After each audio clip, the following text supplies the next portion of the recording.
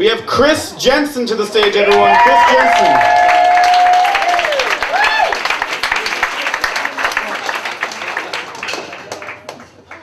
So here's the thing. I'm afraid of sex.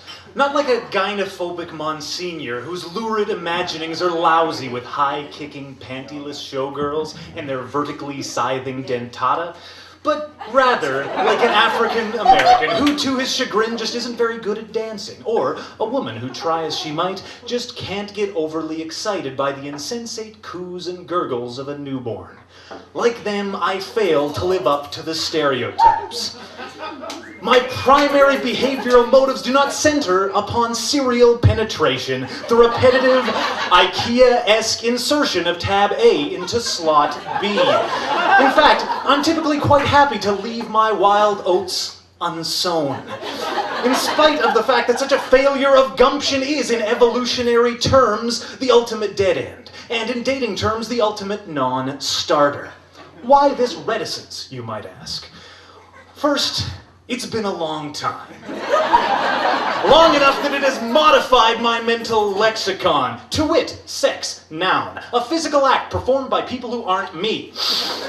Long enough that its beckonings, which even a decade of Catholic wet work could not utterly expunge, are the alluring, illusory songs of mermaids. Second, is that the possible negative consequences weigh upon me, with the dangers, pregnancy, STD, anomie, undermining my hedonic calculus. Though I know that a 16th inch of latex will protect in 99% of cases, my overweening sense of my own specialness proclaims that I obviously will be the martyr. The counter-example put forth by a generation of future teen aid propagandists. A feeling that neuters any rational attempt at actuarial argumentation. Third is the fact that it's a skill set that I do not claim to possess. You see, I'm a good lover, but a bad sexer. I know how to listen, I know how to care, I know tenderness and affection, but if you want someone to thrill you for hours with a prodigious pudendum of pachydermal proportions, pounding and pulsing like a pile driver or a prize fighter, whose exploits are earmarked for internet infamy, I'm afraid I can't help you. And maybe that's the thing. Maybe the fear that cleaves to me is that I'm not and cannot be enough.